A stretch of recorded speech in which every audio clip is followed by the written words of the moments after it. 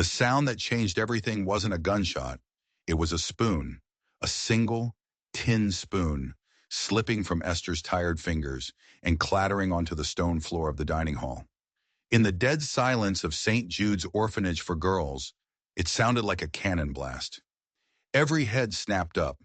50 pairs of eyes, all belonging to girls who knew better than to make a sound, stared first at the spoon, then at Esther, and then, worst of all, at Matron Shaw. The matron didn't move.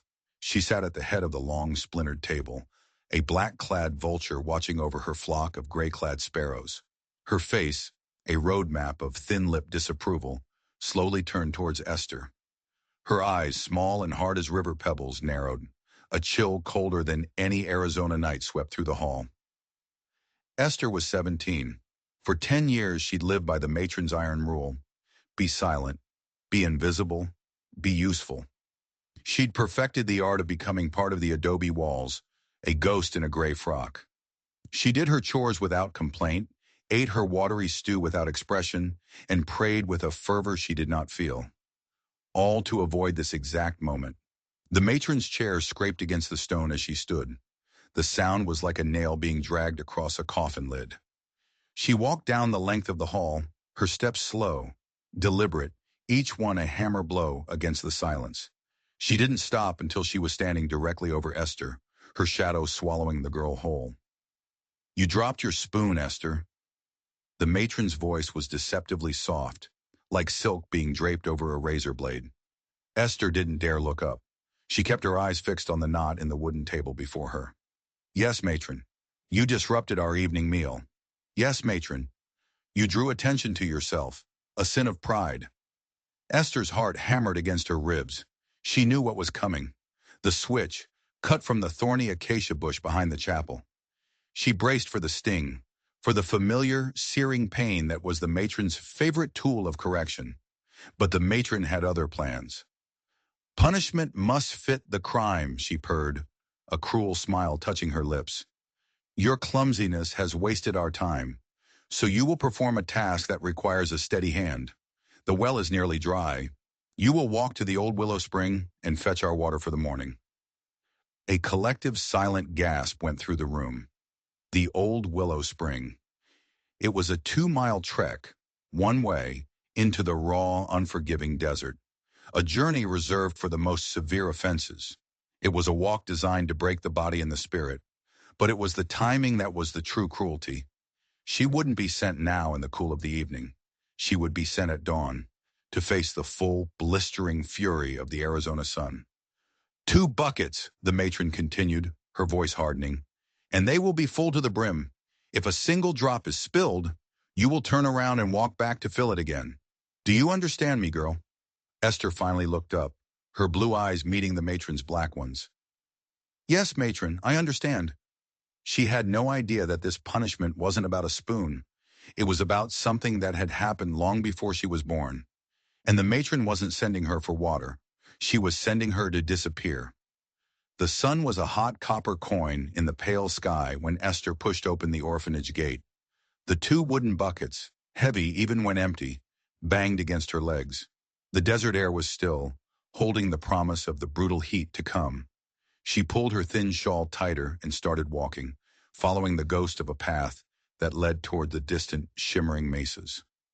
Matron Shaw's warnings echoed in her head, a litany of fears she'd drilled into the orphans since they were children. The desert was full of dangers. Rattlesnakes coiled under rocks, scorpions skittered in the shade, and worst of all, there were the Navajo. Savages, the matron called them. Godless heathens who would steal a white girl and sell her, or worse. Esther had always suspected the matron's hatred was a special kind, more personal, more venomous than simple prejudice. But she didn't know why. She walked along the bed of a dry arroyo, the sand a pale, soft ribbon winding through the scrub brush. The silence here was different from the crushing silence of the orphanage. It was vast, alive, humming with the secret life of the desert. It didn't press down on her. It expanded, making her feel both impossibly small and strangely free. Her only comfort was a small, leather-bound journal tucked into the pocket of her frock. It was her only inheritance, the only thing she had left of her mother. It was filled with her mother's delicate, precise sketches of desert plants. The stubborn creosote, the night-blooming cereus, the datura with its poisonous, trumpet-like flowers. Her mother had seen beauty in this harsh land. Esther tried to see it too. She had been walking for over an hour, the sun a hot weight on her shoulders, when she heard it. A sound that didn't belong. It was faint at first, a low guttural moan, like the earth itself was in pain. She froze, her hand instinctively going to the journal in her pocket. A coyote? A wounded animal? The sound came again, closer this time, from around a bend in the arroyo, where a cluster of tamarisk trees grew thick and green, a sure sign of underground water. Every instinct screamed at her to turn back, to run back to the predictable cruelty of St. Jude's. The matron's warnings about the Navajo crashed through her mind. But the sound wasn't threatening. It was a sound of pure, raw desperation, a note of suffering that cut through fear and prejudice and went straight to the heart. She set down the heavy buckets, her hands already red and raw. She moved forward, her worn boots making no sound in the soft sand. The air grew thick, humid. She could smell the wet earth, a smell that meant life in this parched land. As she rounded the bend, she saw it, and her blood ran cold.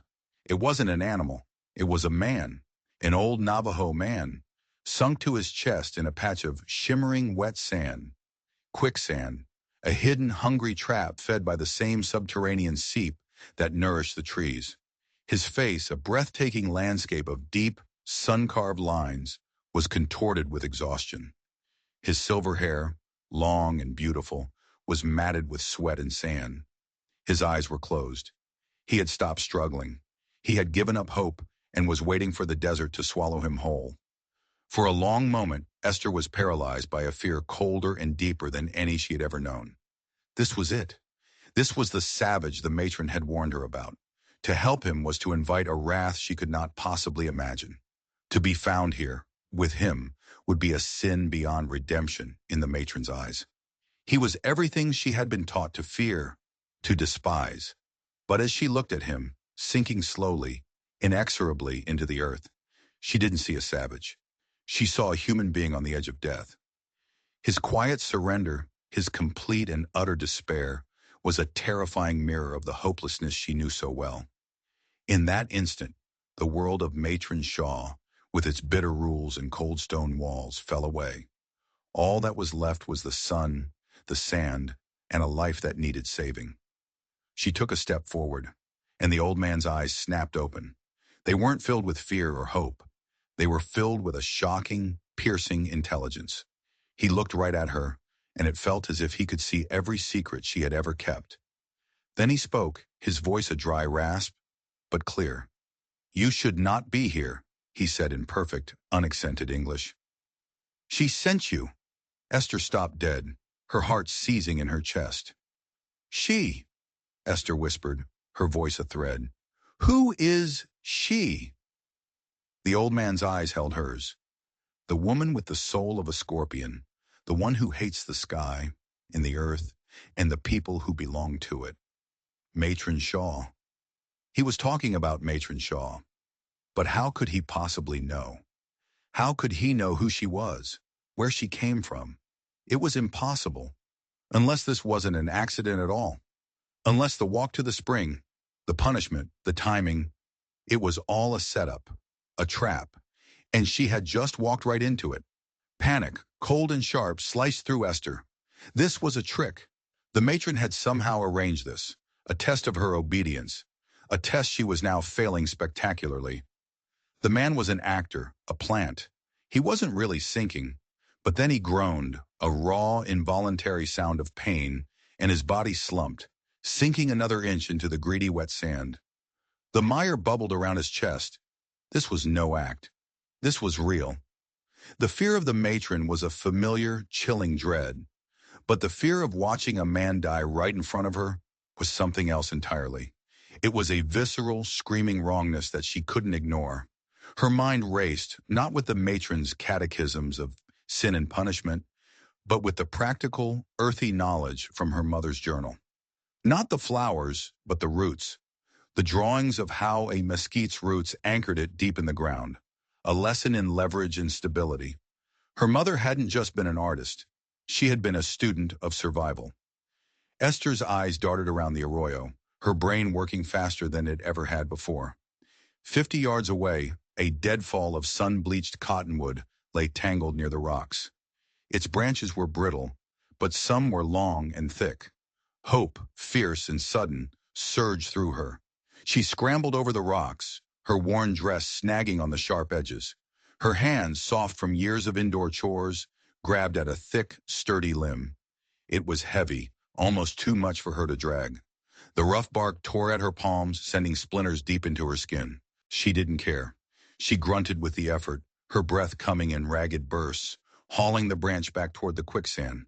In that moment, she was no longer Esther, the quiet orphan.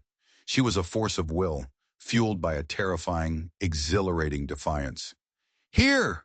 she gasped, her voice cracking from disuse and dust.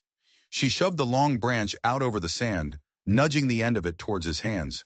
The old man, whose name she would later learn was Hostin, watched her with those impossibly knowing eyes. He gathered the last of his strength, his gnarled fingers closing around the wood. He was too weak to pull. His body was a dead weight in the sucking mire. Esther remembered a diagram in her mother's book, a simple drawing of a lever with a note in her mother's elegant script. "The earth gives you all the tools you need if you know how to look." She lay flat on the stable ground, spreading her weight as she'd seen desert tortoises do near uncertain waterholes. She dug her fingers into the dry, packed earth, finding purchase. She wasn't just going to pull, she was going to use the desert itself as a tool. She lodged a large flat rock under her end of the branch, creating a makeshift fulcrum. Then she began to pull, not with her arms but with her entire body, a slow, rhythmic heave that put every ounce of her 100-pound frame into the effort. It was grueling, torturous work. The sand fought her, a greedy mouth refusing to release its meal. Her muscles screamed in protest. Her shoulders felt as if they were being torn from their sockets. Sweat stung her eyes, mingling with the dust on her face to create muddy streaks like war paint. For what felt like an eternity, nothing happened. The branch groaned and creaked, and she feared it would snap. Hostin's grip faltered, his knuckles white. She could see the life draining from his face, his eyes starting to glaze over. "No!" Esther shouted, the word a raw, unfamiliar command torn from the deepest part of her. "Hold on!" She repositioned her grip, her mind locking on to that simple drawing in the journal. She shifted her weight, using the rock, using the leverage, converting her desperate energy into focused power. Inch by agonizing inch, something began to give. A horrible slurping sound broke the silence as the suction seal was broken. He was moving. With a final, desperate cry that was part fury and part prayer, she hauled him clear of the quicksand. He collapsed onto the solid bank, a heap of wet sand and bone-deep weariness, gasping for air. Esther scrambled to his side, her own body trembling with exhaustion. She uncorked her water canteen, the one she was supposed to fill for the matron, and lifted his head gently, letting the precious liquid trickle past his chapped lips. He drank greedily, his Adam's apple bobbing. When he had taken his fill, he sagged back against the ground, his chest rising and falling in a slow, steady rhythm. Life was returning to him, spark by spark. He lay there for a long time, recovering his strength, while Esther sat beside him, the abandoned water buckets and the wrath of Matron Shaw completely forgotten. The silence between them was no longer tense or strange. It was filled with a profound, unspoken weight. Finally he sat up, his movements slow and deliberate. He looked at her, and his eyes weren't just thankful.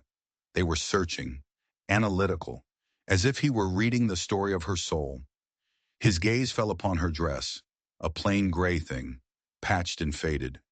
But then his eyes locked onto the hem of her sleeve. Her mother, a masterful seamstress, had stitched a small, intricate pattern of beads there years ago. 4 turquoise triangles pointing inward to a central circle of white beads. Her mother had told her it was a pattern of protection, a good luck charm given to her by a kind Navajo woman who had helped her when she was lost in the desert long ago. Esther had always cherished it as a secret, beautiful link to her mother's past. Hoston's breath caught in his throat. He reached out a trembling hand, his finger tracing the beaded design. A look of utter astonishment, of profound, earth-shattering recognition, dawned on his face. "It cannot be," he whispered, his eyes wide with disbelief. He looked from the beads to her face, to her fair hair and blue eyes, then back to the beads. The pieces of a puzzle she couldn't see were clicking into place behind his eyes. He opened his mouth to speak, but then seemed to think better of it. The questions in his eyes were vast and deep, but he withheld them. Instead, he simply said, "The earth tried to take me. You did not let it." "You were thirsty," Esther replied, as if that explained everything. He pushed himself to his feet, still unsteady but radiating an immense dignity. He gave her one last long look, a look that held the weight of unspoken histories and unforeseen futures. Then without another word, he turned and walked away, disappearing back into the shimmering heat of the desert from which he had come. Esther watched him go, a strange sense of loss mixing with the relief.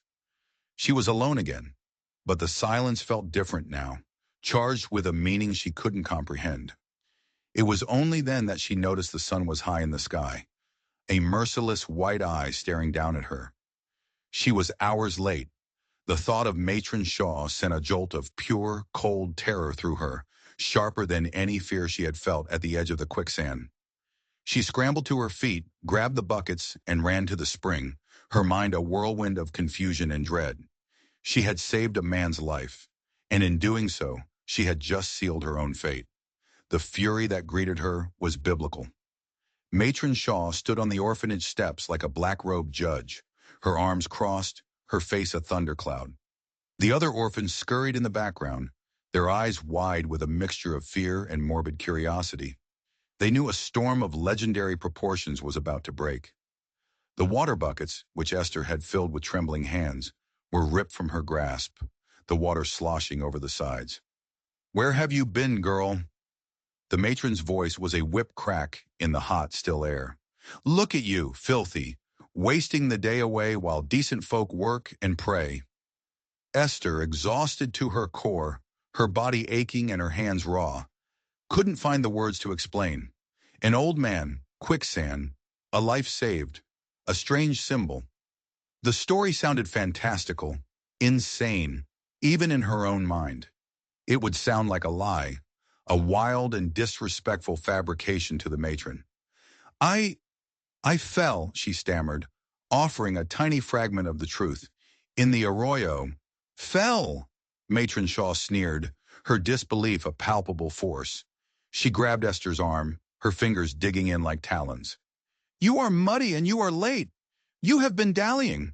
Worse," she lowered her voice, leaning in so only Esther could hear the venom. "You have been consorting with them. I can smell the wilderness on you, the filth of the savages." Esther's blood froze. How could she know? Had she been watching? The matron's eyes flickered toward the distant mesas. "I saw a rider from my window this morning, a heathen heading towards the arroyo. You were not clumsy, girl. You were disobedient. You arranged a meeting." The accusation was insane, but in the matron's mind, steeped in its own poison of prejudice, it was the only possible explanation. Esther's shocked silence was taken as a confession. The matron's rage escalated into something cold and terrifying. This was not just about tardiness or a lie. This was about the fundamental defiance of her worldview, the crossing of a sacred line she had drawn between her sterile, ordered domain and the wild, untamable world outside. An orphan girl, a creature of her own making, had dared to interact with the very people she considered to be subhuman. It was a contamination of her authority, a personal affront of the highest order. "I tried to teach you," the matron hissed, her face contorted.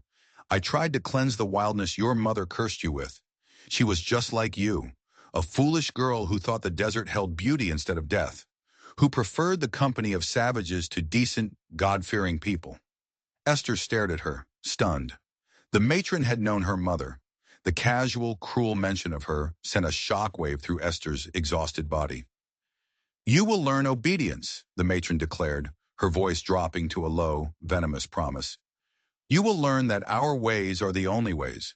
You will be purified." The punishment was swift and severe.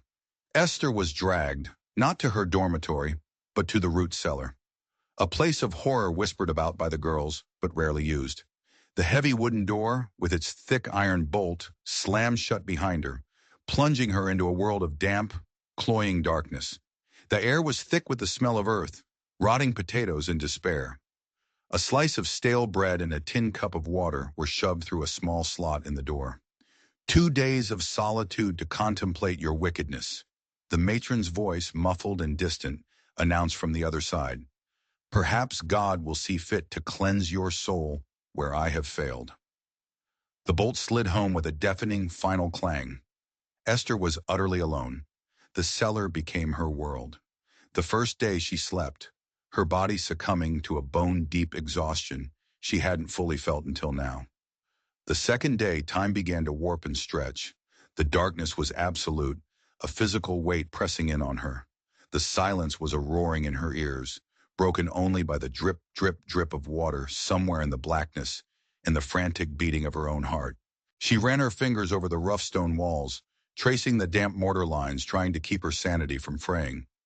She thought of Hostin, the old man, wondering if he was safe.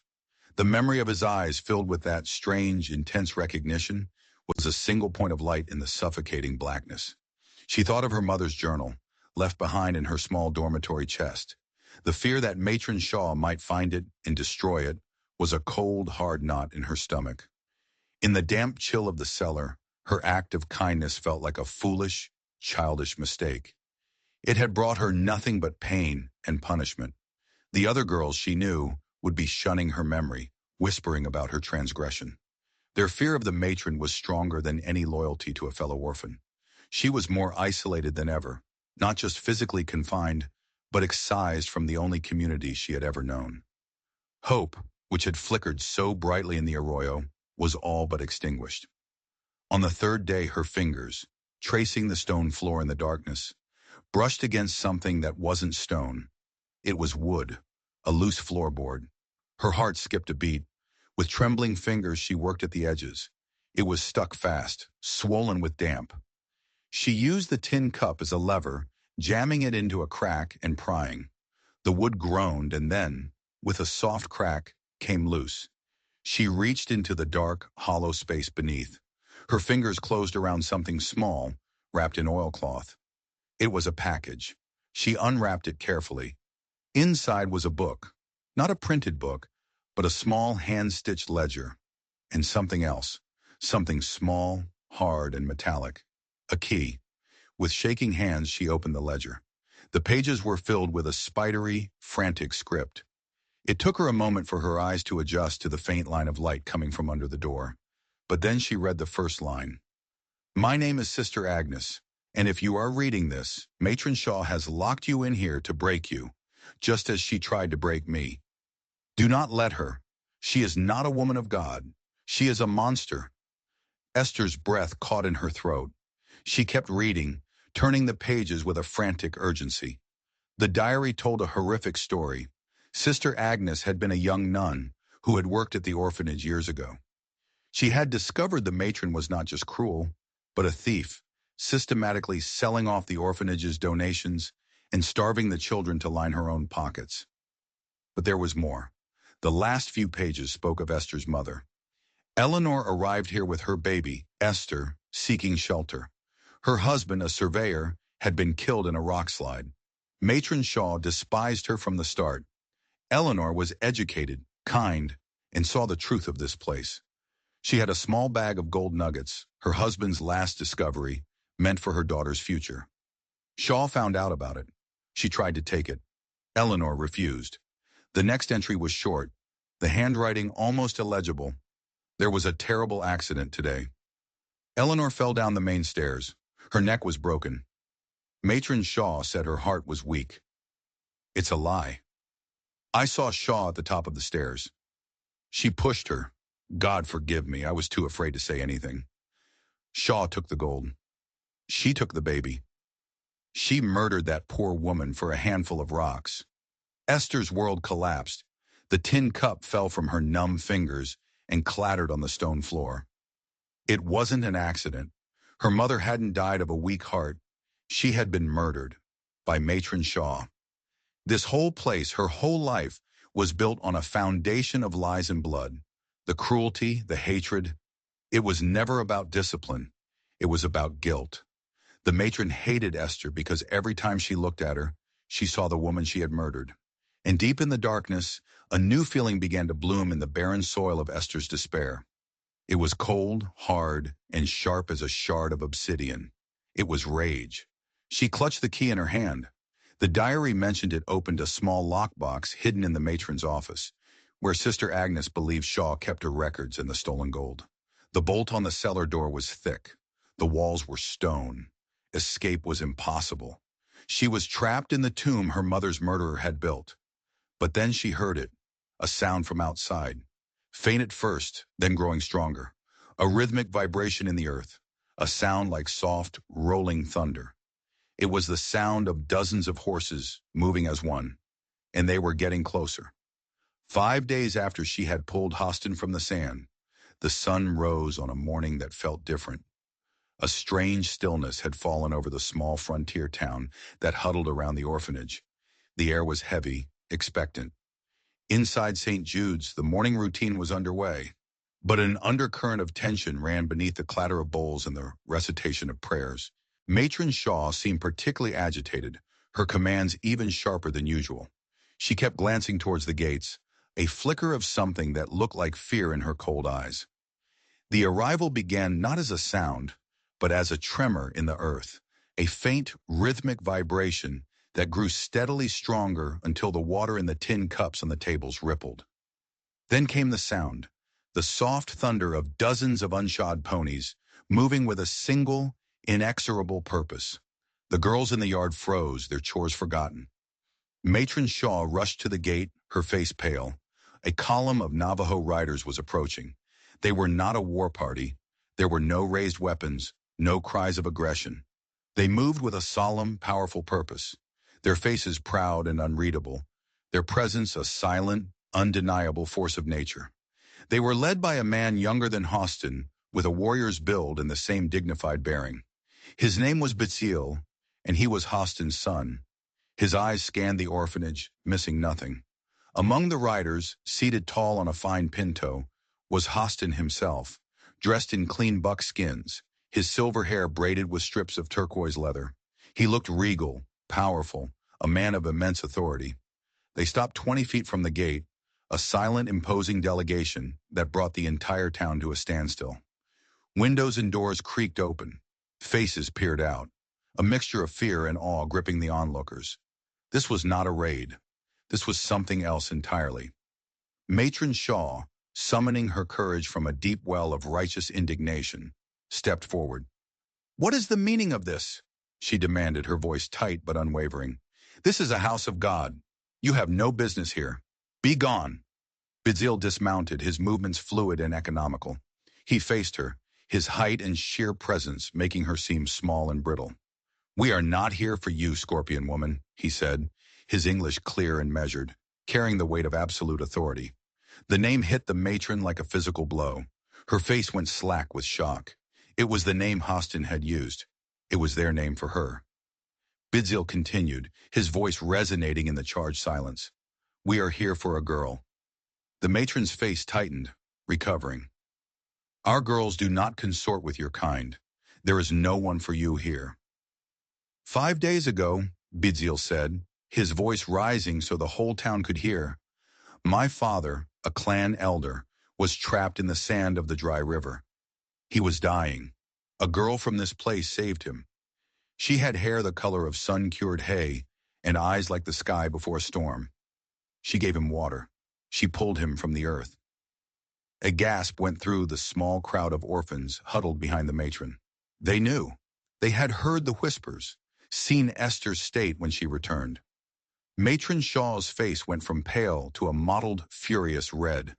She thought they were here for restitution, or worse, for revenge for some imagined slight. "Lie!" she spat. "A fantasy! I will not have my charges slandered by such wild tales." Hostin urged his pony forward. He looked directly at the matron, his gaze piercing her wall of denial. She wore a dress of gray, he said, his voice softer than his son's but no less powerful. And on her sleeve was a sign.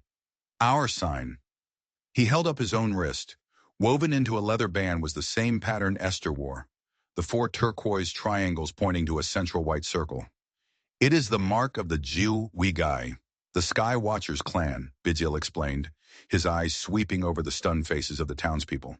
A clan we thought had vanished 2 generations ago, when a daughter of our line, White Shell Woman, married an outsider, a surveyor, and was lost to us. The world seemed to tilt on its axis.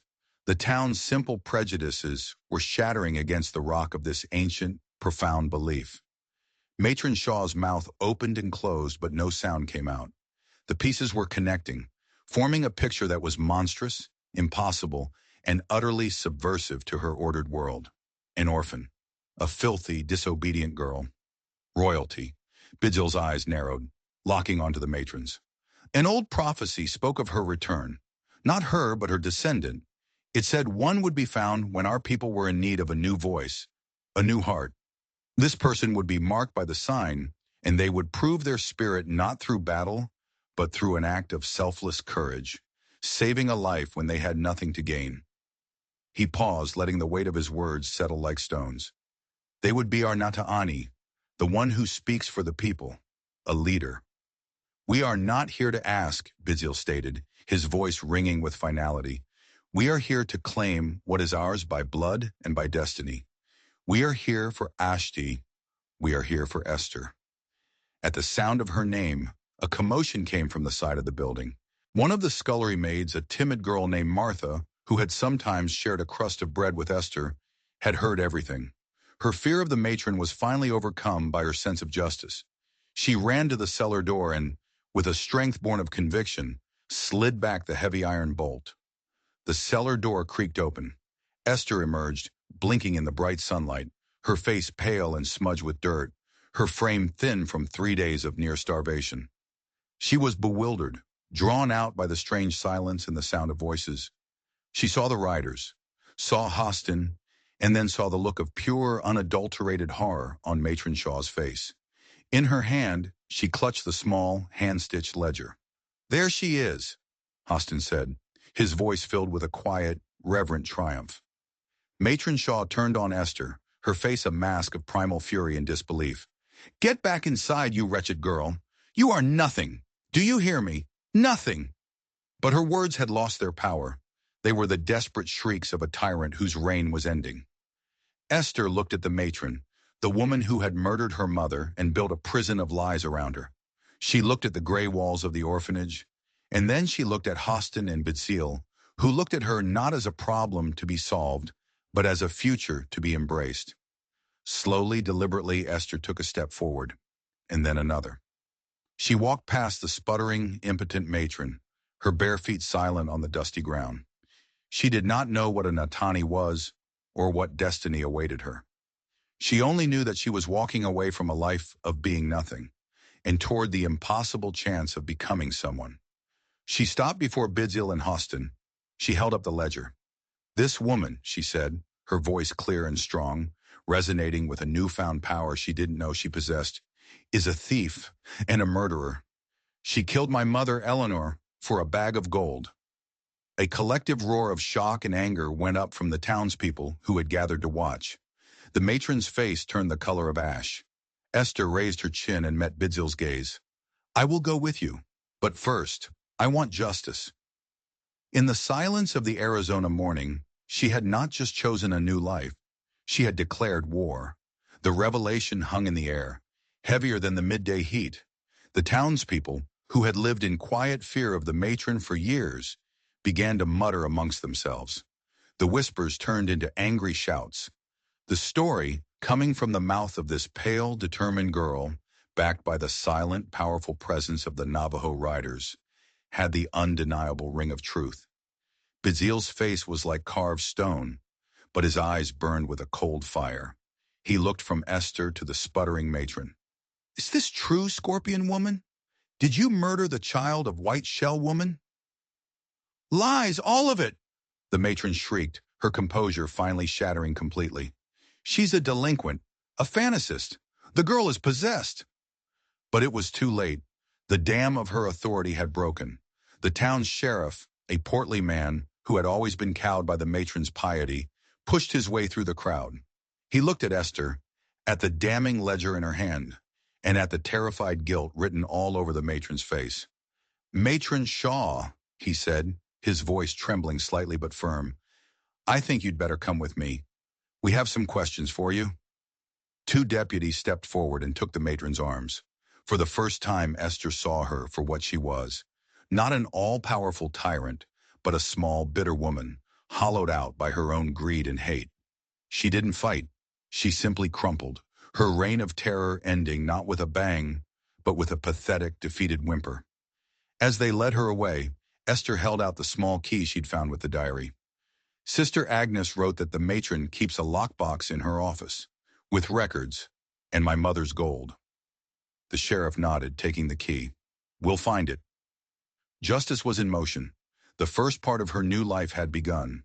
The departure was a quiet, solemn affair. Esther was allowed to retrieve her only two possessions, her mother's journal of sketches and the ledger that had set her free. As she clutched them to her chest, she felt she was carrying her entire history, the beauty and the pain, with her into an unknown future. Bidziel helped her onto a gentle mare, his touch respectful and firm. As she settled into the saddle, Hostin rode up beside her. He looked at the journal in her hands. "Your mother," he said, his voice soft. "She drew the plants?" Esther nodded, her throat tight with emotion. "She loved them. She taught herself their names, their uses." "She did not teach herself," Hostin said, a gentle smile on his face. "She was taught. By my wife. Your grandmother, White Shell Woman, passed the knowledge to her daughter. Your mother was learning the ways of her people, even when she was lost to us." Tears welled in Esther's eyes. Her mother's secret escape, her private world of sketches, was not an escape at all. It was a lifeline, a thread connecting her back to a home she never knew she had. As the column of riders turned to leave, the orphans who had watched the entire drama unfold in stunned silence surged forward. They didn't speak, but one by one, they reached out to touch Esther's hand, her dress, the flank of her horse. It was a silent, heartfelt farewell, a gesture of gratitude and awe. She was the one who had faced the monster and won. She had freed them all. The journey into the heart of the Dineta, the Navajo lands, was a revelation. The world bloomed from the muted gray tones of the orphanage into a vibrant tapestry of deep red canyons, soaring mesas, and a sky so vast and blue it felt like a benediction. The land was no longer a threat, a harsh expanse to be endured, but a living entity, beautiful and sacred. Her escort treated her not with fawning subservience, but with a quiet, profound respect that was more comforting than any luxury she could imagine. They shared their food, pointed out landmarks that were alive with stories, and spoke in their soft, musical language, always including her in their circle of warmth. During a rest stop under the shade of a magnificent rock formation that looked like a slumbering giant, Hostin sat with her. He unrolled an old, beautifully woven blanket. There, in the very center, was the pattern from her sleeve, the symbol of the Skywatchers clan. He told her the story of her great-grandmother, a weaver and a dreamer who had fallen in love with a surveyor from the east. When she left with him, the clan had grieved her as lost, but the matriarchs had kept the prophecy alive, a thread of hope woven through the generations. The prophecy did not just say she would return, Hostin explained, his eyes kind. It said she would return at a time of great need, that our people would face a threat not of war, but of the pen, of papers and contracts that sought to steal our land, our water, our way of life. He looked at her pointedly. "The surveyor who leads the new railroad expansion, the one whose lines will cut through our most sacred canyons. His name is Shaw. He is Matron Shaw's brother. Her greed was not just for gold. She was helping him, trying to drive us from our homes by choking our water supply, starting with the old Willow Spring." Everything clicked into place. The matron hadn't sent Esther to the spring to die by chance. She had sent her there because she knew the Navajo relied on it. She was hoping for a confrontation, an incident, an excuse to bring in the cavalry and clear the land for her brother. "You did not save only my life in the arroyo, little sister," Hostin said, his voice heavy with meaning. "You saved a story from being forgotten. You brought the lost thread home, and you have uncovered the serpent who was trying to poison us all." Her new life unfolded not in a palace of stone, but among the hogans and the grazing sheep under the endless sky. There was no throne, no crown. The title of Natani was not one of command, but of counsel. It meant she was a person of wisdom and perspective, someone whose voice would be heard in the council, whose heart was trusted. Her innate resilience, once a survival mechanism, was now seen as strength. Her quiet, observant nature, once a fault, was now seen as wisdom. And the knowledge from her mother's journal, once a private escape, became a bridge. She spent her days learning. From Hostin, she learned the stories of the stars. From Bitzil, she learned the language of the canyons and the way of the horse. From the clan's matriarchs, she learned to weave, her fingers slowly growing skilled at turning raw wool into patterns that told stories of her own. She learned the Dine names for the plants she knew, connecting her mother's world to her own. She discovered that her mother's sketches of root systems and levers were paired with Navajo teachings about respecting and working with the land, not against it. But her greatest test and greatest purpose was yet to come. With the information from the matron's ledger, Esther, accompanied by Beziel and the clan elders, met with the territorial authorities. Armed with the matron's own meticulous records of her brother's plans and her own clear, unwavering testimony, she exposed the entire conspiracy. The railroad survey was declared illegal. The land was protected. One evening, as the sun dipped below the horizon, painting the cliffs in hues of fire and rose, Esther stood at the edge of a mesa, looking out over the vast, breathtaking expanse. The wind that swept up from the canyon floor no longer howled with loneliness. It whispered stories of resilience, of belonging, of justice. She was no longer Esther, the orphan. She was Ashti, woman who became, of the Skywatchers clan. The hollow ache in her chest, the one she had carried for as long as she could remember, was gone. In its place was a quiet, profound sense of peace. She had not been rescued to become a queen. She had been rescued to find her strength, to uncover the truth, and to finally, truly come home. And as the first stars began to prick the deep velvet of the desert sky, she knew her story was just beginning. If you believe that courage can change the world and that justice will always find a way, hit that subscribe button. You won't want to miss the stories we have coming.